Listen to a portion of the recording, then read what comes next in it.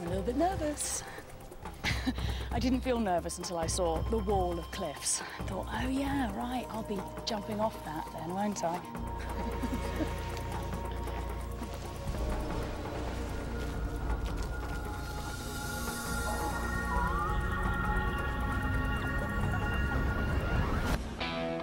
I'm Lucy Cook, and I love freaks.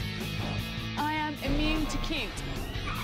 I do whatever it takes to seek out the world's strangest creatures in the wildest places. I'm on a mission to show you why nature's oddballs are truly the most amazing animals on Earth.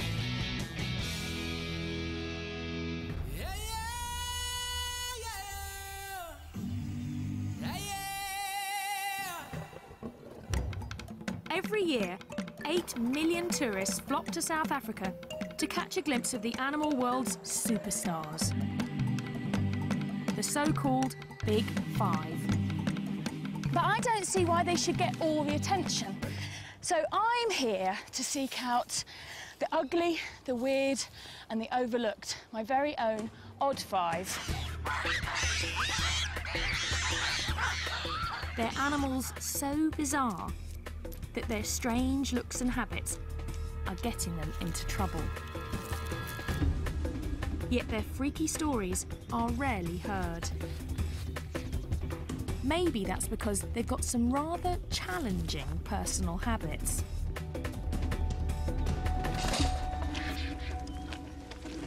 Like vultures that feast on dead and sometimes decomposing bodies.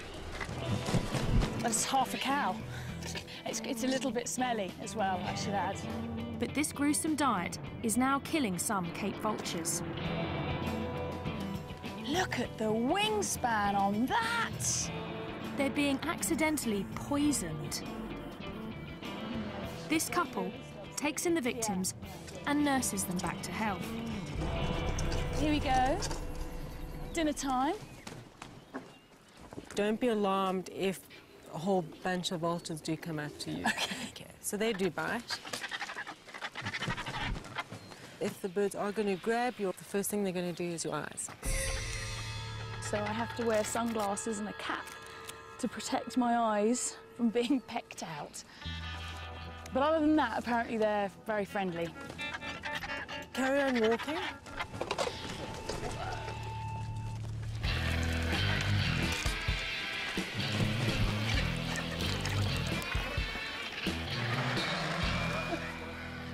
I love all the argy-bargy.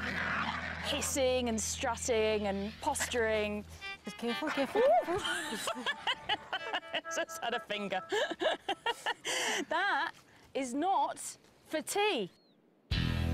Ayla over there, her speciality is to go in and quickly grab the liver. She loves the liver. Really? Just like Hannibal Lecter?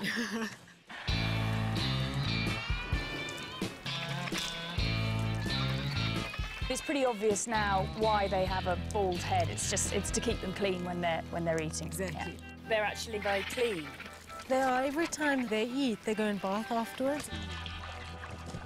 They're a bunch of neat freaks, and they make life safer for everyone else.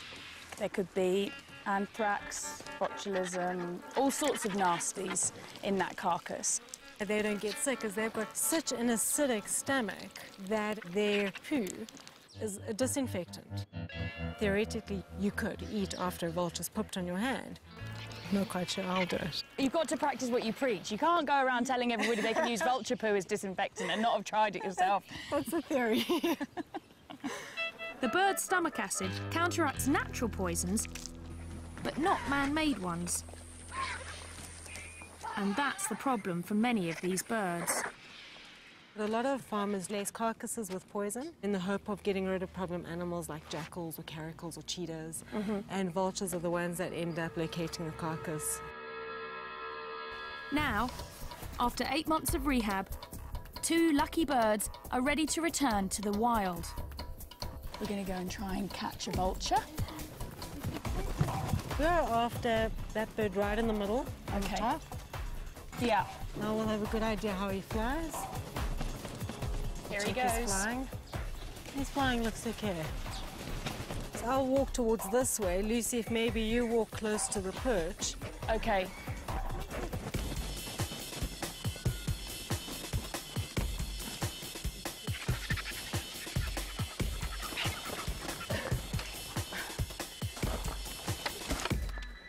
Well, he's quite a small guy. Do you want to try and grab him? All right. From that way. That's okay. it, yeah. And the most important part is not to let go of the head. That's the number one. Number one, don't let go of the head. They're very wriggly, so just... Very wriggly. Okay, I've got hold of it. Wow, it is wriggly, isn't it? Hold Whoa, higher. it's so wriggly. Yeah. Okay, hold higher.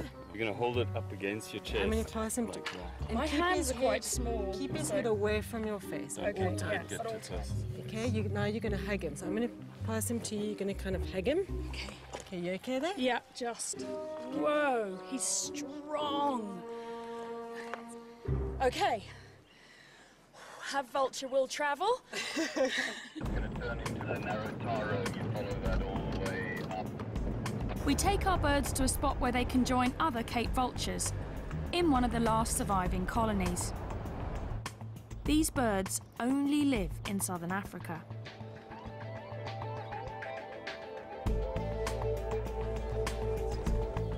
So let's give these birds their freedom then. Cool. Here you go. Time to go. There you go. Look, it's time to be free. This whole area, it's all for you again. I can't really believe it. No. There we go.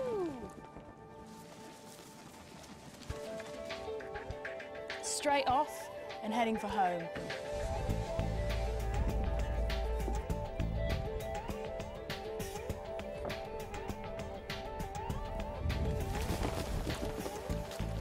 While many vultures nest in trees, Cape vultures are particular. He's heading straight for the cliffs.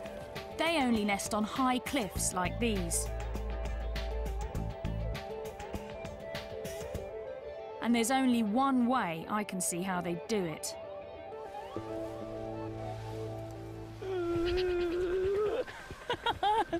I'm a little bit nervous. I didn't feel nervous until I saw the wall of cliffs. I thought, oh yeah, right, I'll be jumping off that then, won't I? Just about to jump off a cliff. What you get me into? That's Phil, my intrepid producer. Whoopah! Whoa! Oh my word! Oh my God!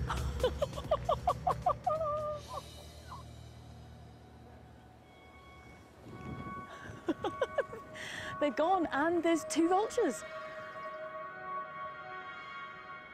What people know about vultures is that they're fantastically ugly, but what people don't really know is that they're the world's highest flying bird. And in fact, one vulture even crashed into a jet at 37,000 feet.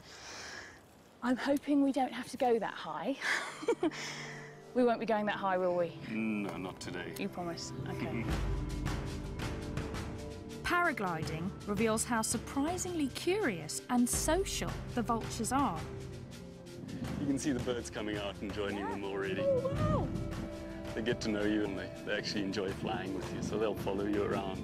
To sort of play with you. Yeah. Combination of nervousness and excitement, the likes of which I haven't had ever, I don't think. All right, we're gonna go, Okay. and let's go.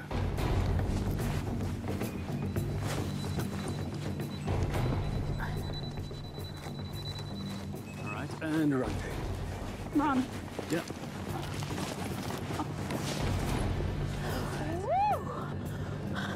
All right, well, how does that feel?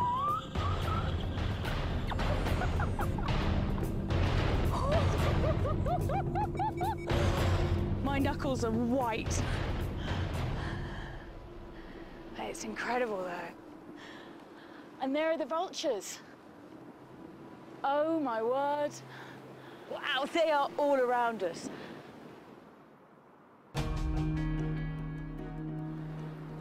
And they do seem like they're hanging around with us, enjoying the ride.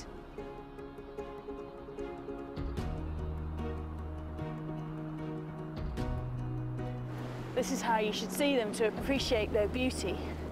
And their extraordinary skills. So this is the perfect introduction to South Africa. South Africa is made up of all sorts of different micro-terrains, each with their own peculiar creatures. These cliffs are one of those unique hotspots. I can see right over the cliff where they're nesting now. 25% of the world's Cape vultures are nesting in these cliffs. Vultures are paying a high price for their taste for dead flesh. And now, even their keen eyesight is getting them in trouble. A threat I want to know more about. There's a big muti market here. Muti is traditional medicine. And apparently, vultures are a popular ingredient. There's everything here, actually.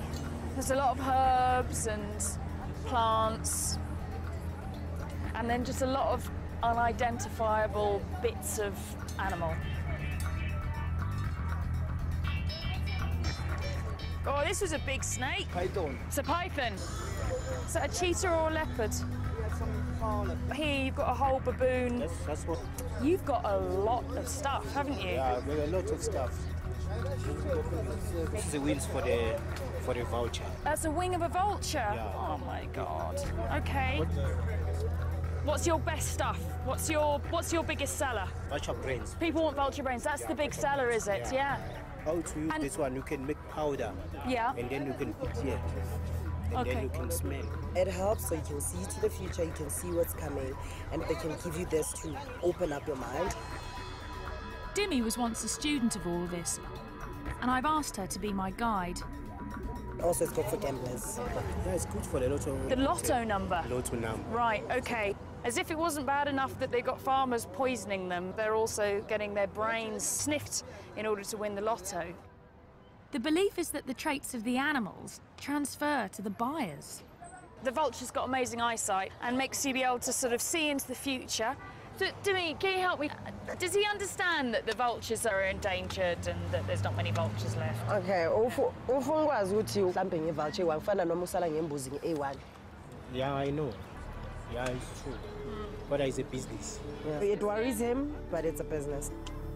It's part of a tradition begun centuries ago, before other threats put these animals in so much danger. There are clearly an awful lot of endangered species here. This is a scale of a pangolin. I love pangolins. Pangolin scale. A pangolin scale is said to protect you from evil, wrapping you in armour like the animal itself. In 2011, at least 8,000 of these bizarre mammals were seized from black marketeers. Some of them want their scales, while others are after their meat. In China, it's considered an exotic delicacy. They may be the weirdest of the freaky five, and I'm not leaving Africa until I've seen one.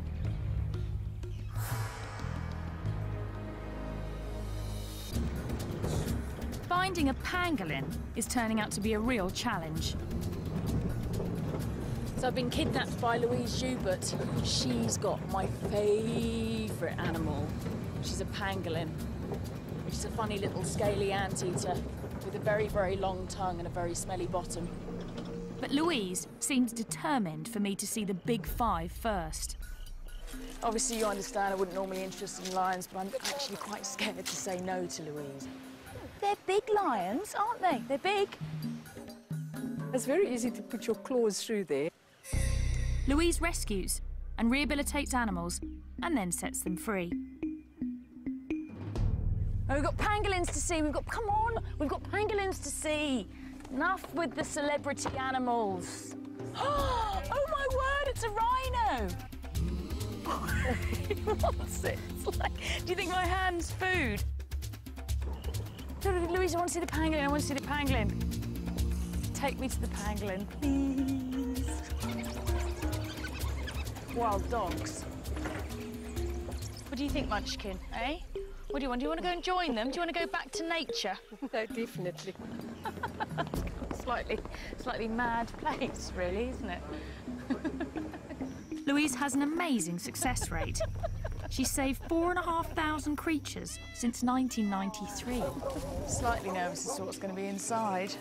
This is a very strange house. We've got funny little animals. And in this bedroom, we've got a load of ostrich chicks. Now I'm going to get to see the pangolin.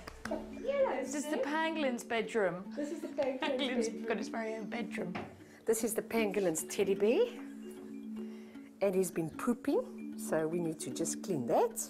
Here we go. Sid, you stink. I could camp out in the African bush for months and never see a pangolin. Oh, look, he's making into a little ball. They're very shy and secretive. Sid, it's so fantastic to meet you. I've heard so much about you, and I have been desperate to meet you. Oh, he's so strange. His funny little ears. They've got very poor eyesight, apparently, but they've got a very keen sense of smell. And he's like a little pine cone, aren't you, Sid? Sid and his mother were seized from poachers. The mother showed signs of stress and Louise released her. Now she is Sid's mum and has to make sure he learns to survive in the wild. We're on our way to go and find some termite mounds because Sid needs to learn to eat termites. He's an anteater, termite eater. You reckon this is a good one? Pangolins are super specialised for eating termites, with sticky tongues as long as their bodies, and claws that can dig through concrete. Those termite mounds are really hard, so you can see why he needs to have these really big digging claws. We might have termites in there. Yes. Oh. Am I doing this right? Yes, there's the first termites coming out. There's one there. Oh, come on, yeah. I know you don't want to be eating his breakfast. OK, let's try the termite, Sid.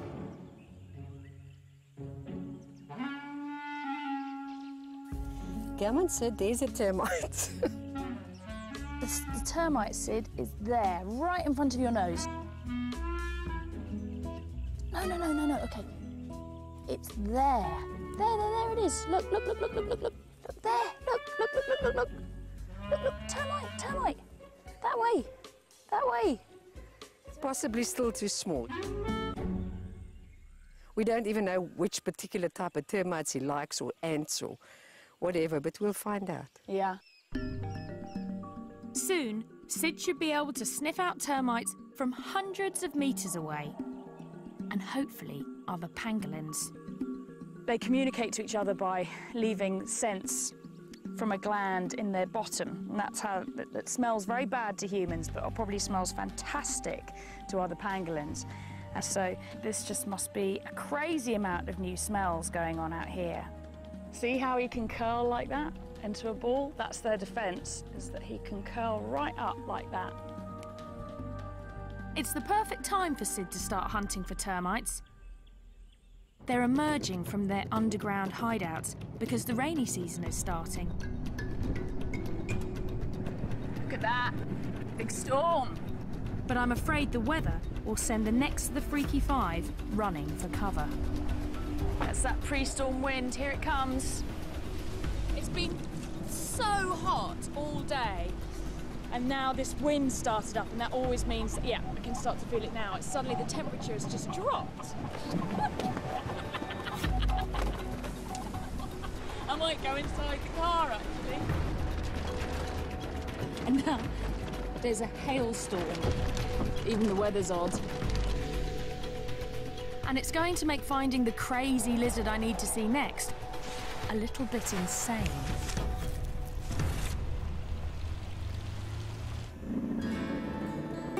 Let's go find some sun gazers. We've travelled in search of this incredibly rare lizard, and hardly anything is known about it, except for the fact it's called a sun gazer. That's a burrow. That's another burrow there. My guess is that means it likes to gaze at the sun. What? Oh, lightning!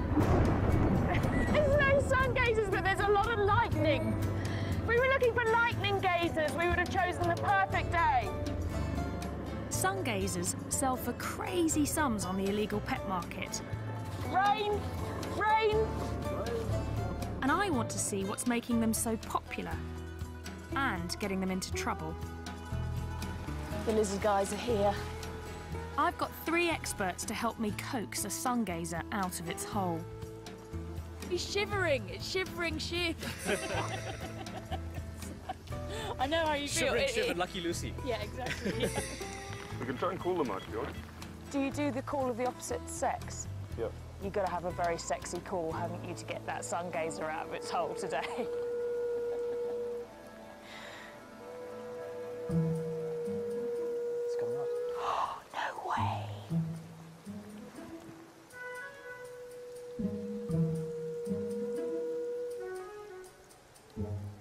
I'm just messing with you. Oh, I was all excited. I did think it was weird. I was thinking to myself, they really make that noise? I'm thinking, well, I don't know, I'm in South Africa, I've never been here before. It's like anything could happen, but... Luckily, the lizard men have some they're studying that they want to release. In this bag, the Holy Grail, the famous sun gazer lizard. Wow, he's cool. Look, he's so thorny. She. Look at her. These sharp spikes help make the sun gazer a hit in the pet trade. They're there for protection.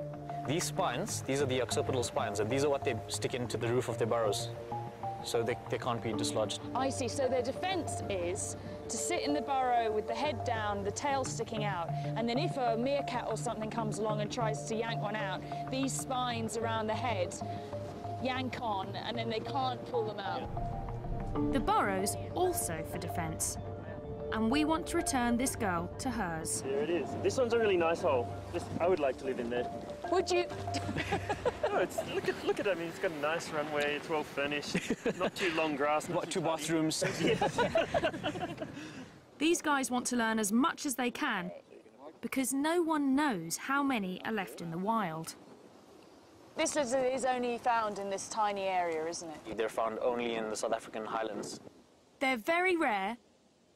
They look incredibly fierce, but they're really very passive and easy to handle. It's a recipe that some exotic pet owners can't resist. Look at these spines and look at these spikes. They're like living dragons, really. There's nothing else that looks like this. Apart from you this morning when you turned up with your hair, actually. You looked quite like you'd styled yourself like a sun gazer. You know, you say owners start looking like their pets. Then you start looking like your study animal after enough. OK, well, listen, madam, you're going to go off and you're going to find yourself a boyfriend and make lots of little baby lizards. Go! On your marks. Get set. Go! Go on, girl. Go on. Yeah. You like lizards quite a lot though, don't you, Shiv? Very much. Yeah, because I've seen your earring. Bit of a giveaway. Yeah. When you get into a project like this, you want to be the saviour, kind of. I think you'll be the saviour of the lizards. Well, I hope so.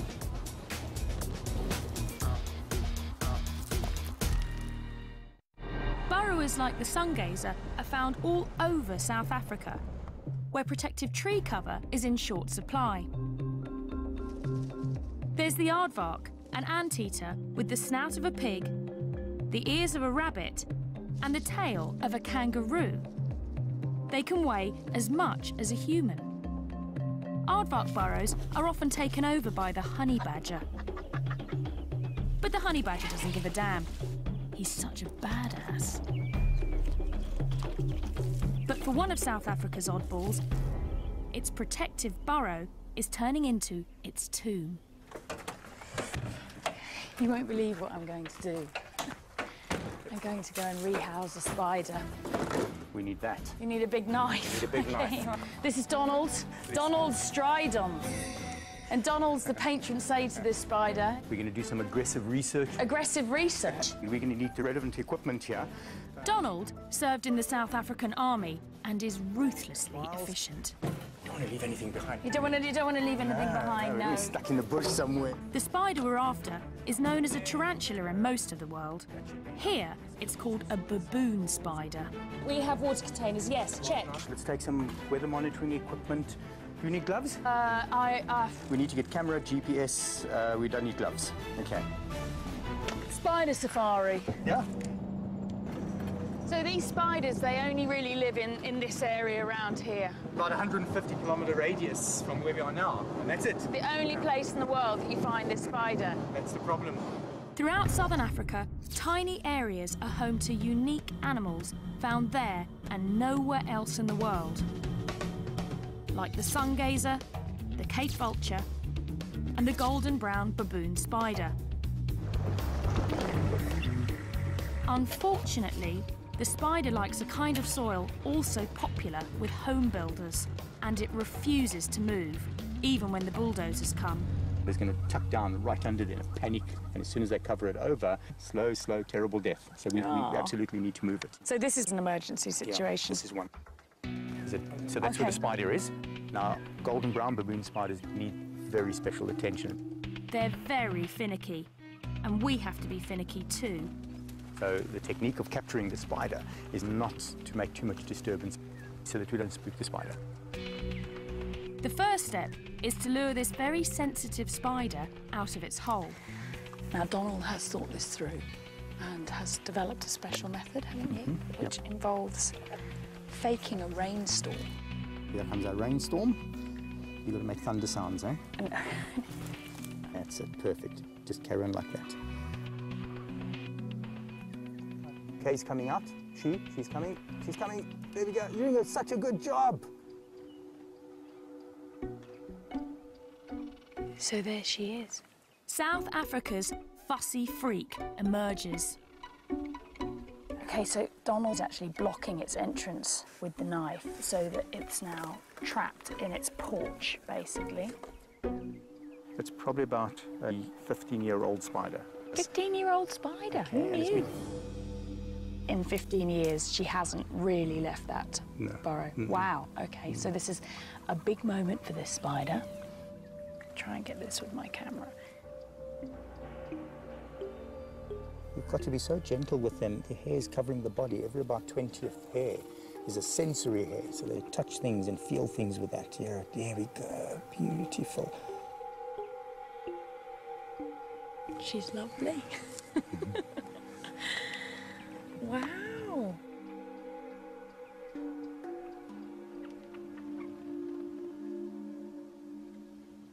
She's kind of on your hand already.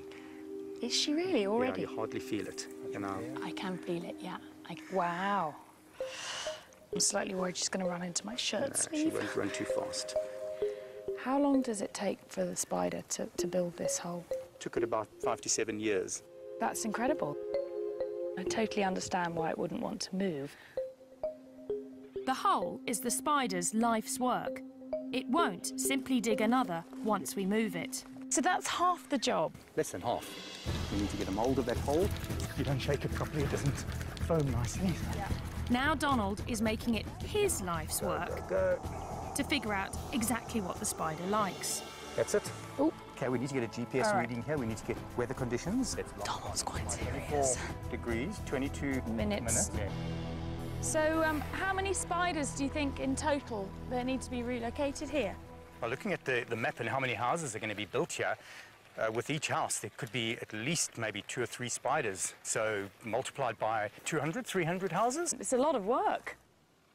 Donald could end up doing this 1,000 times. Meanwhile, our finicky baboon spider still needs a new home. We should use this area. This is our spider's home. This is what was underneath. And we're going to start making a hole for her in the hope that she'll continue and make the rest of the boot. Yep, exactly. Okay, So what direction? We were 24. What do you say about that spot? Donald has learnt to be as fussy as a spider, having to try and rehouse. How many have you tried? And I hate to say failed, but I mean it's... Probably about close to 50 that we've worked with. 50, yeah. 50. Of the 50 spiders, just one has accepted its new home. Right. We have a whole bunch here that we have in captivity. They're all waiting for homes. So until we find what the recipe is. And you've got to be very careful about what you're doing here, ma'am. Really? Lucy, yeah, you're scraping the hole wider and wider. That's no good. God. You see what you've done there? You've messed it. I have...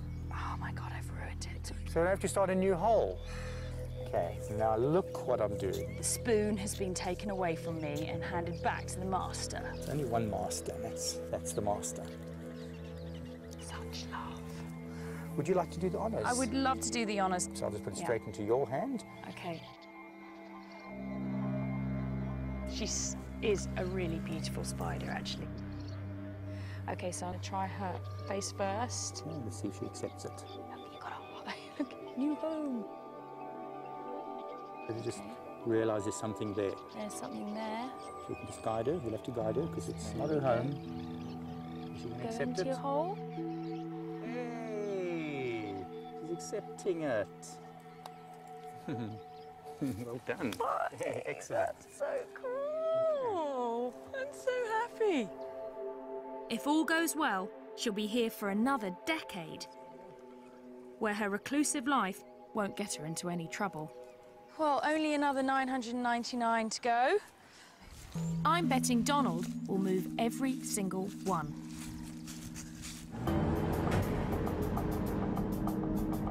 The spider would be helpless without Donald. But the last freaks on my safari help each other. And they're paying a steep price for it. They're bold creatures, far stronger and more agile than humans, with fangs longer than a leopard's. But it's the Chukma baboon's brain power that gets him in trouble.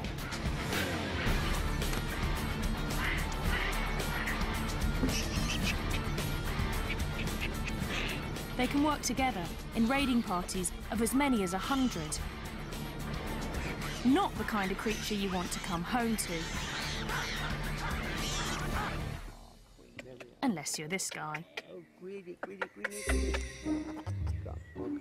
Yeah, that one looks like he's really quite pleased to see me. The penal display.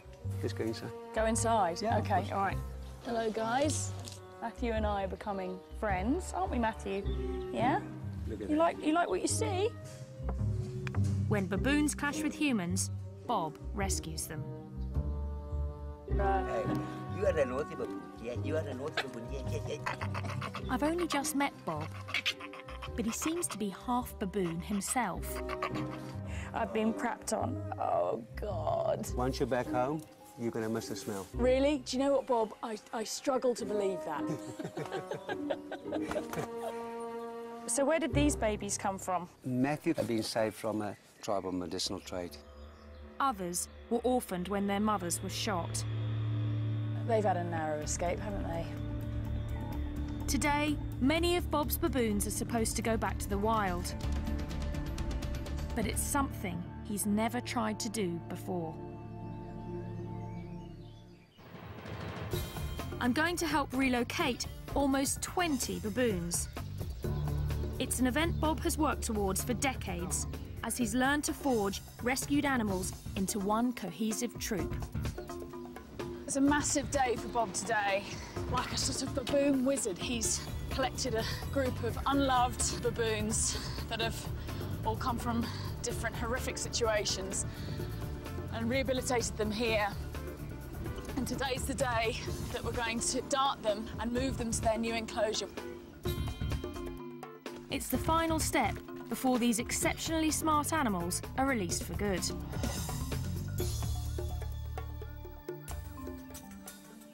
Oh, here they are. Wow.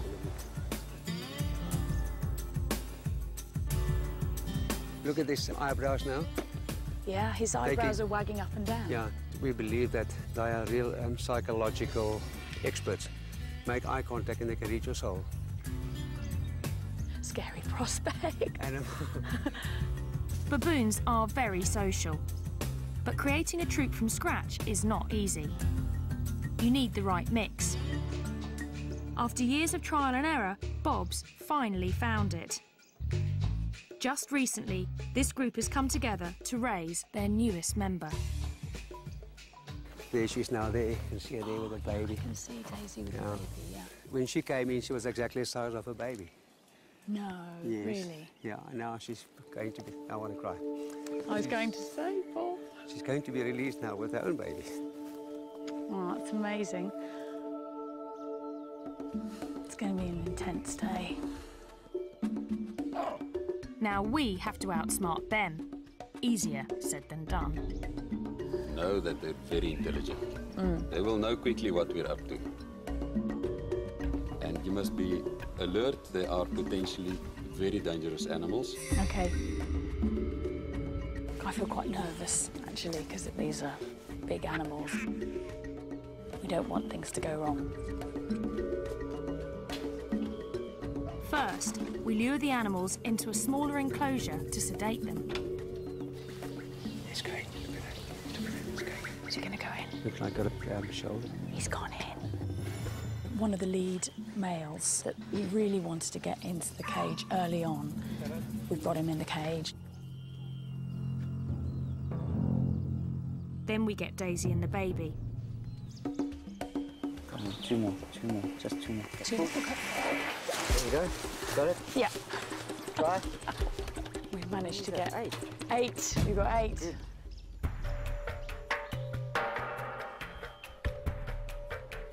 He's so jittery about seeing a gun, you know, because they've been shot at so many times. And Some farmers here shoot to kill any baboon they spot on their property. We want to capture the big male first, or he could make things more difficult.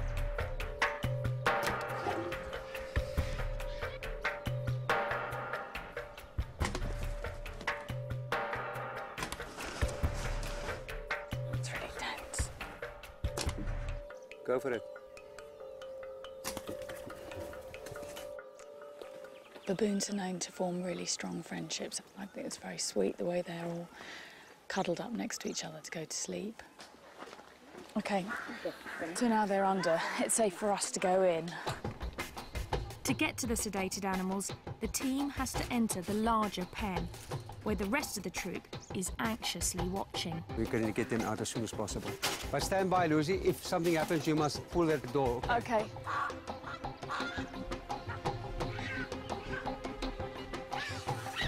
Hear that? The minute that the baby starts crying, they will...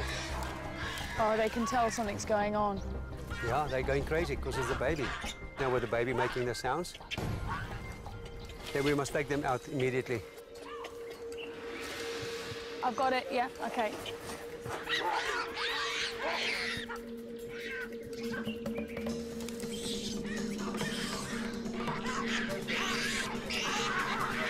We take away their leader, and the troop really goes berserk.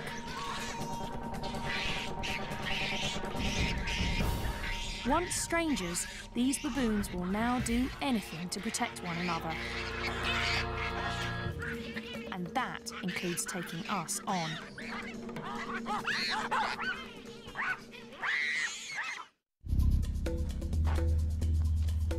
It takes half a day, but we manage to sedate the troop.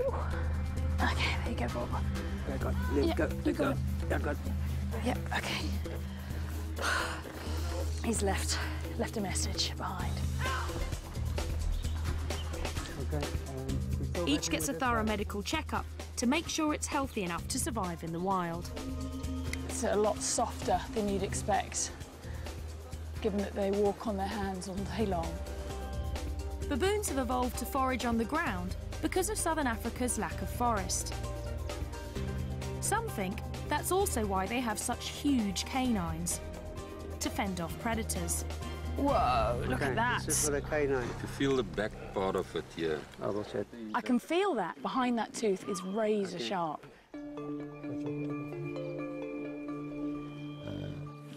Okay, you all let loose. Oh my word. You got? Yeah, I've got him, yeah. Okay. At last, they're ready to go.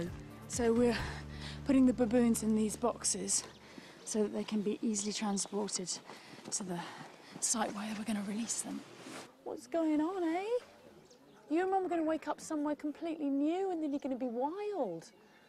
You're going to grow up to be a wild baboon. Yeah, that is...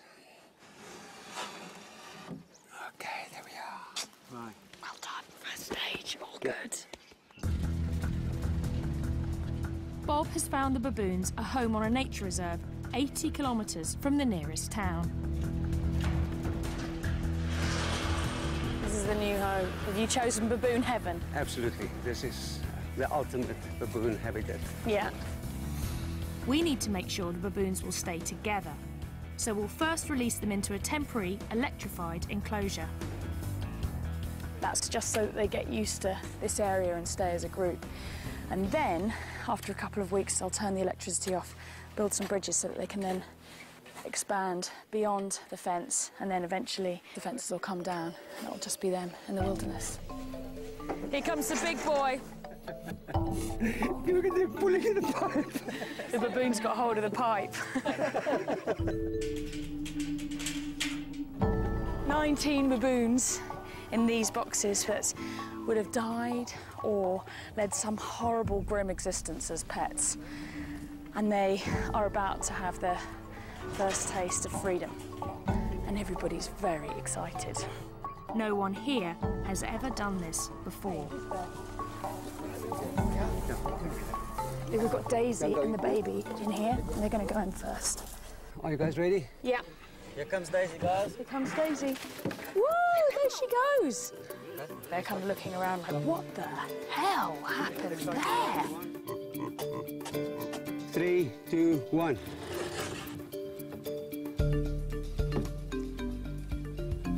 Look at that.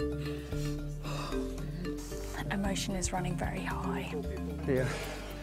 There you go. Yes, look at that. These ones are lively. It's not just the humans who are emotional. The baboons in there can see that there are other baboons that are free on the other side, so it's all getting a lot more exciting now. Wait, there's a baboon coming. Oh, very quick, quick, quick, quick, quick, quick. We released the entire troop without a hitch. 2 more happy customers. Well, almost the entire troop. He's not going quietly. We've got to get Matthew out. Whoa! Whoa! Are you ready, guys? This is the alpha. Look at that. He's the last one. The last one to go out. Yeah. Look at that side, Lucy. Look at them. They are all happy. They're really happy, aren't they? All the talking going on there. It's like the first step into the big world. Yeah. A new world for them, a new experience and freedom. Everybody thinks their society is based on aggression, but it just isn't, is it? It's not. It's not. It's about care. This is a group of animals that come from as far as 1,000 kilometres away from each other, and yet they form this incredibly tight family group now, and they'll do anything to protect each other.